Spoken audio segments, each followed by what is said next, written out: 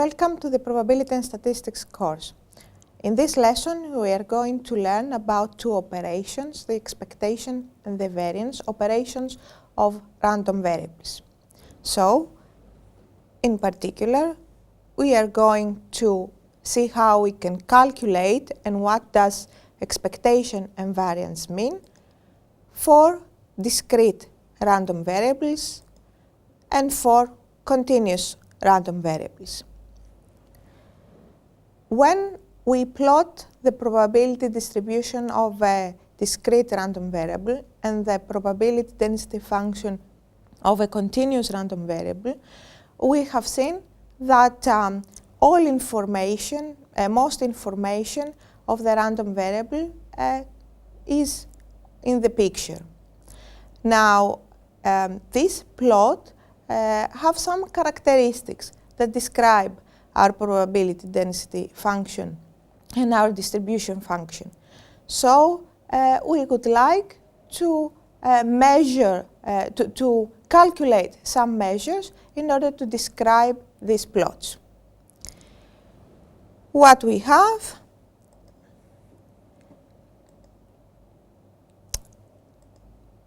is that, first of all, we are going to see a measure for the center of the distribution. By distribution, we mean the plot of the probability function and the probability density function. And the center of the distribution will be measured using the expected value or expectation or mean as it called. All three words mean the same thing. And we are going to use all three later on. Also, another characteristic of the plot will be the spread or variability of the random variable. So, to measure the spread or variability, we are going to calculate the variance and from the variance the standard deviation. So now we are going to see how these measures can be calculated when we talk about random variables. First of all, we start with the expected value or expectation or mean. It means the same thing of a random variable. It can be calculated by summing up x, f of x, the probability function, summing up for all values of x. This is the notation how we write down the expectation. We use a capital E of our random variable x, or we use the Greek letter mu with an index here, which shows about which random variable we talk. The reason is that later on we are going to have more random variables. Not only x, we may have other random variables.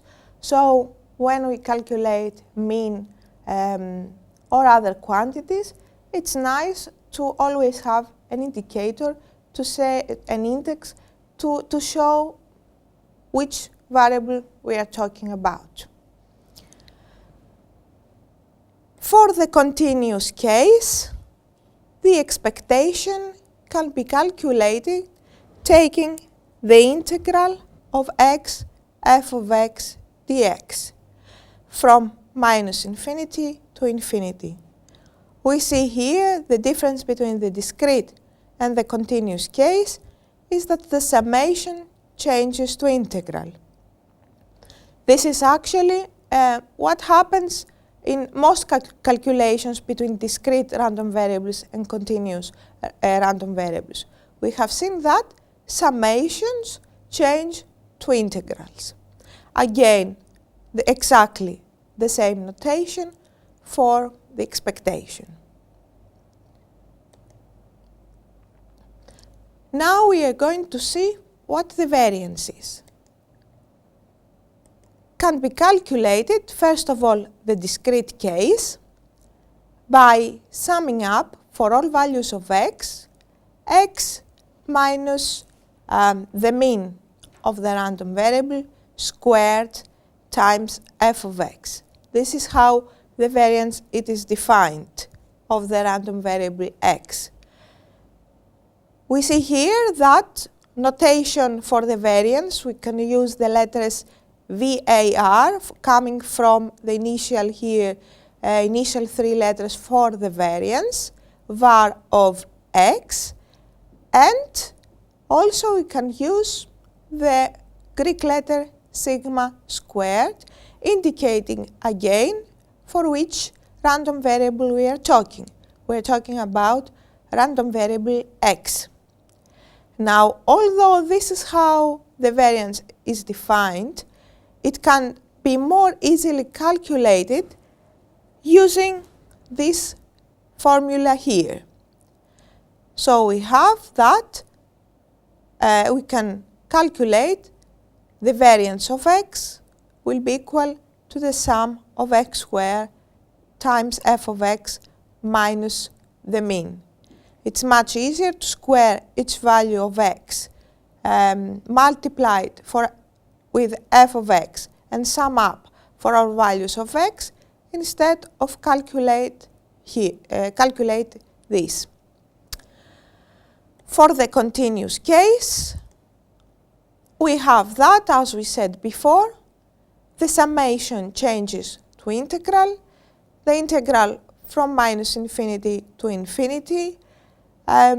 We have to remember here that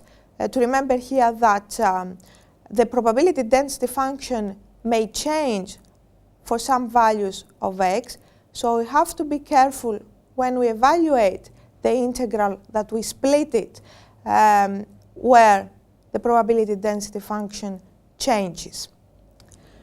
We go back to see how the variance is defined. So defined here, but as before, as for the discrete case, it can more easily be calculated if we use this formula here. We take the integral from minus infinity to infinity x squared f of x dx minus the mean. The standard deviation now can be calculated by taking the square root of the variance of the random variable x. Now, why do we need to calculate, do we like to calculate the standard deviation and the variance and not use just the variance? The problem of the variance, although it was introduced before the standard deviation, it takes the values of x squared, as we saw in the formula. So it means that it squares our units of our x's, of our random variables. So by taking the square root in the standard deviation, we come back to our original units. So standard deviation is a more preferable quantity to be calculated than the variance. We need to calculate, though, the variance first in order to take the square root and then work with the standard deviation. Let's see some examples how we can calculate now expectation and variance for discrete and continuous random variables.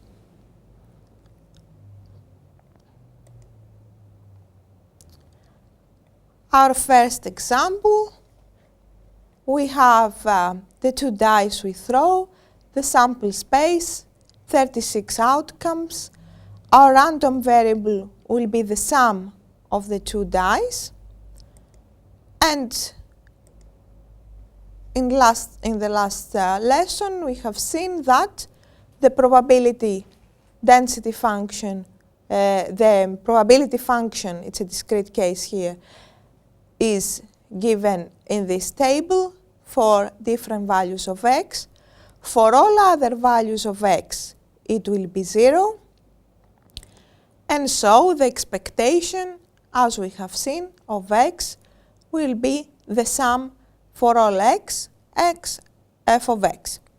As f of x is 0 for any other values of x other than this quantity will become 0 for values other than this for x. So now we see the table will help us to calculate this summation. It's nice to always make tables to calculate expectation and variance. So we multiply each element here with each element here. So we have 2 times 1 over 36 plus 3 times 2 over 36 up to 12 times 1 over 36. If we calculate this expectation, this will be equal to 7. Now let's see graphically what the expectation means. We said before that the expectation will actually be the center of the distribution. It will actually be the center of our plot. Let's see if this is true for our example.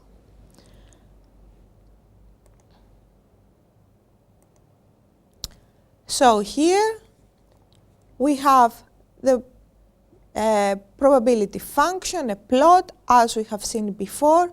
We have for the x-axis the numbers here of x. For all other values it's 0. And then we have bars going up to the value of f of x. What we have found is that the center of the distribution is 7. We see here we have actually found that the center of the distribution is here. The center of the plot is here. We can see, of course, that this is obvious for this case. We see that is a nice symmetrical picture, and it's obvious that this is the center. There are many cases where the center is not so obvious to understand what it is or to see. So by calculating the expectation, we actually can know the center for the plot. Now, if two plots have the same center, it doesn't mean that they look exactly the same. Let's go back to our picture to see what we mean.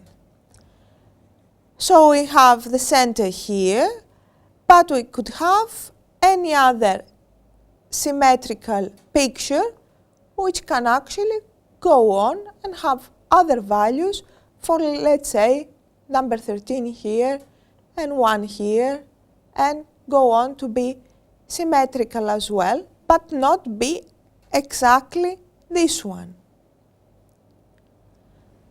So although we have described our plot, our distribution, calculating the expectation, we would need other measures to distinguish between two different pictures. In this case, that's why we need to calculate the variance. The variance will tell us how dispersed the random variable is. So, going back, this plot here will have a smaller variance or a standard deviation than a plot that will have other values as well here. F of x will not be 0 for other values after 12 or before 2.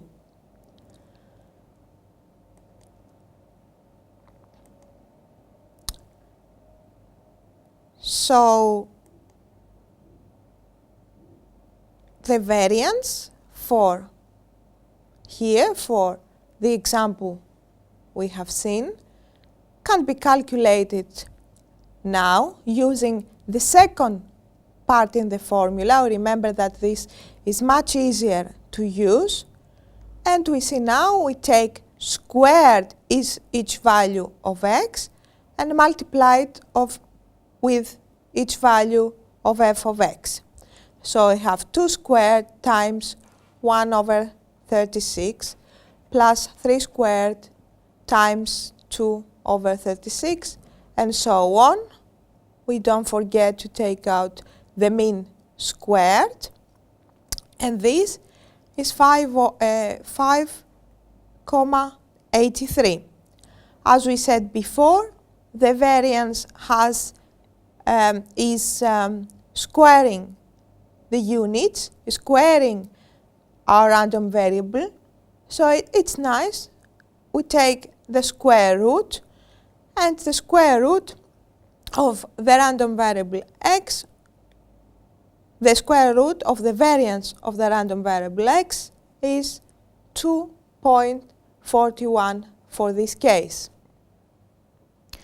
Before looking at a continuous random variable, how we can calculate the expectation and the variance of an example, we are going to work ourselves slowly an example for the discrete case. So suppose we toss a coin once,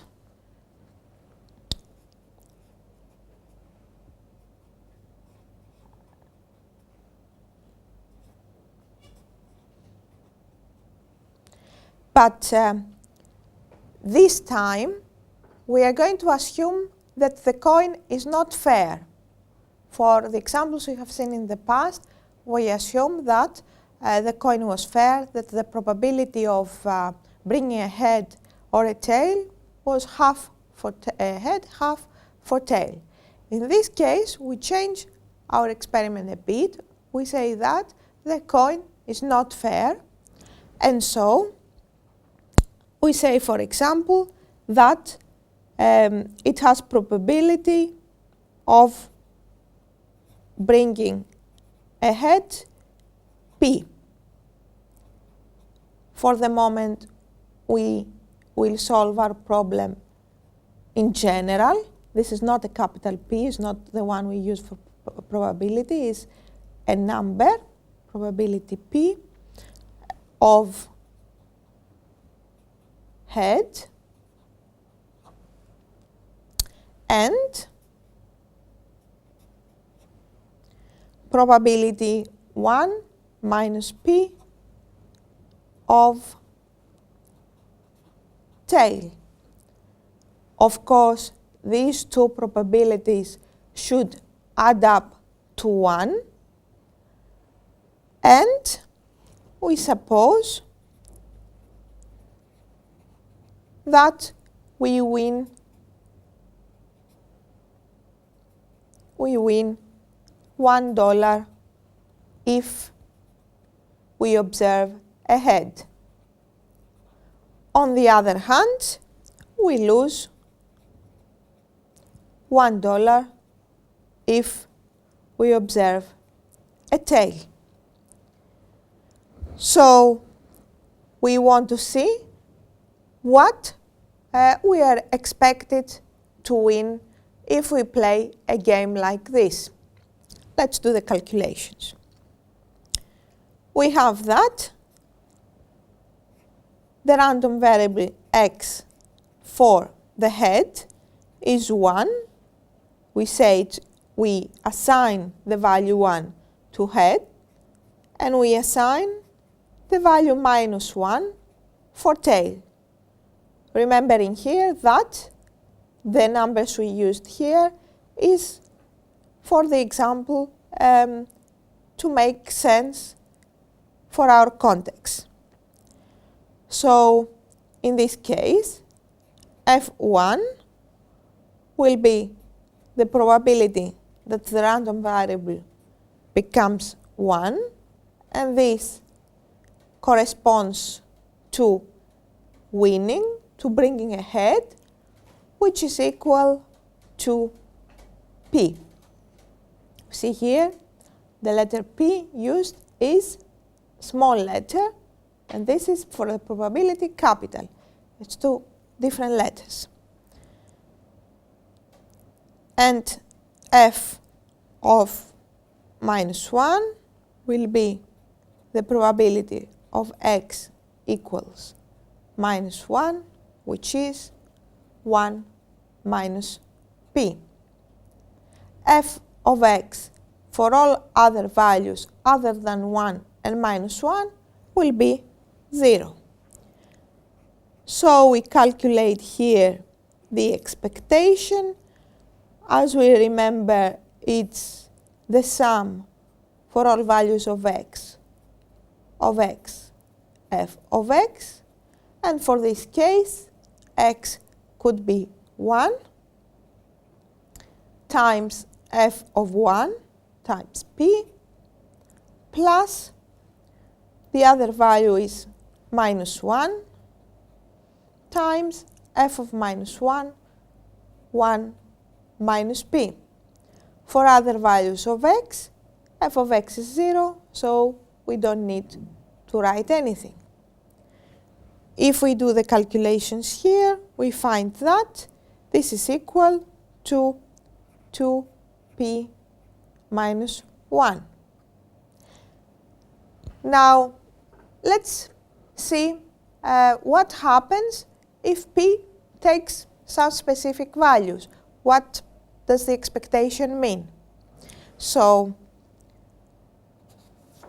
we write here the expectation of x we have calculated is 2p minus 1, and for p equals half, we remember that if p equals half, we actually mean that there is half probability of bringing a head, and 1 minus half, again half probability of bringing a tail. So we talk about a fair coin.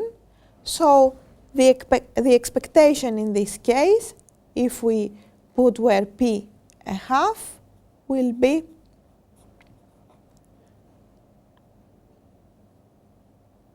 one minus 1 is 0.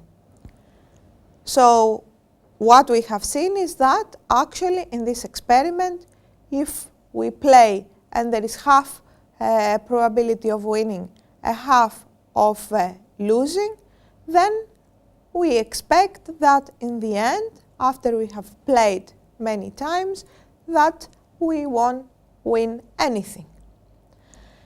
Now, if p is greater than half, which means in this case that it's more possible that the coin brings a head than a tail, it actually works to our favor, then what happens with the expectation? The expectation here, this will be greater than half, this number will be greater than 1, so this will be positive. The expectation will be positive, which means that if the coin works in our favor, we expect to win something. And the case that p is less than half, this becomes less than 1. Minus 1 is a number negative, a negative number. So we know that if the coin actually has more probability of bringing a tail than a head, we are going, in the end, probably to lose money. Now we are going to calculate the variance for this random variable, for this example, and we have that the variance of x is equal to the sum x squared f of x over all values of x minus, we shouldn't forget, the mean of x squared. I use the other notation here. We can use either this or that. It doesn't matter. So here we have that for x1, 1 times p squared plus minus 1 squared times p, it's wrong here, plus minus 1 squared times 1 minus p minus the square of the mean here, which will be equal to p plus 1 minus p minus this quantity here. And so the variance is 1 minus 2p minus 1 squared. And the standard deviation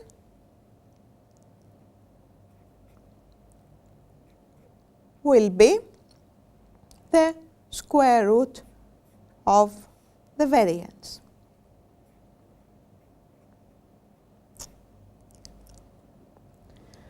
We note here that the variance is always a non-negative number, and it measures how the spread of the random variable.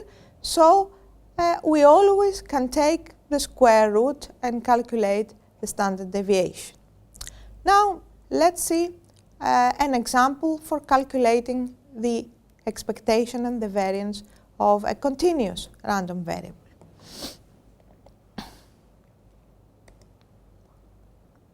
So we measure the length of the next phone call of a line in minutes, and we assume that has probability density function given by this formula.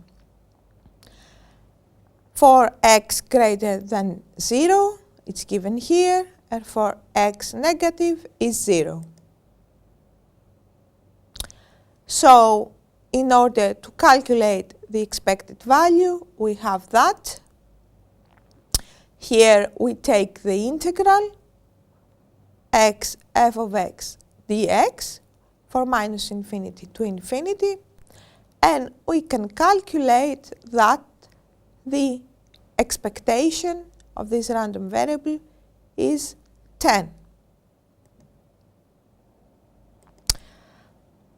We also see a picture of the probability density function here of the example we have seen, and the center of this distribution is 10. Now we are going to calculate the variance and the standard deviation for this example.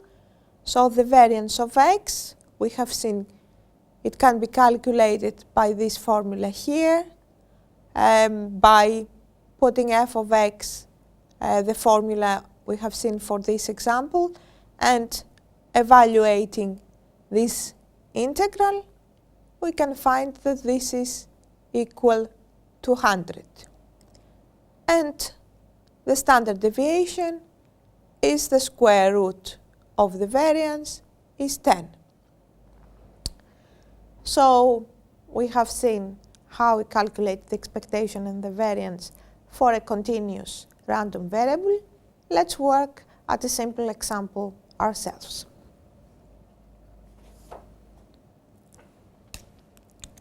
We have x, a random variable,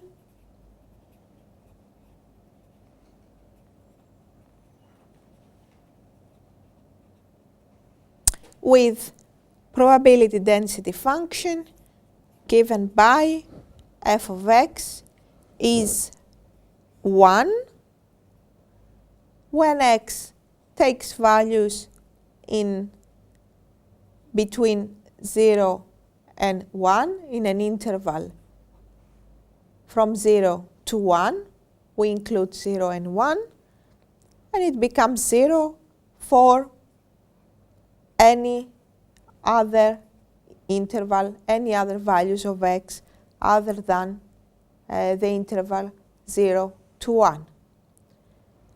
This is a very simple example. It's a case where the probability density function remains constant. It doesn't change for an interval and is 0 everywhere else. Let's work and find the expectation and the variance for this example. So the expectation for x will be, it is a continuous random variable, so we take the integral from minus infinity to infinity x f of x dx. We see that f of x changes outside 0 and 1 and becomes 0. So actually the integral will be 0 for values other than between 0 and 1 of x.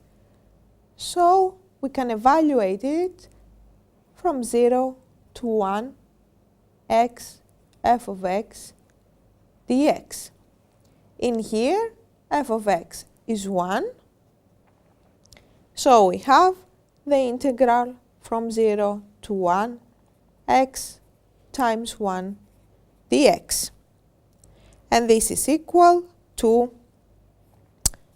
we calculate the integral from 0 to 1. This is half. And we understand that if the probability density function is constant at an interval 0 to 1, we understand that the center will be exactly in the middle, at point half. Let's calculate the variance as well.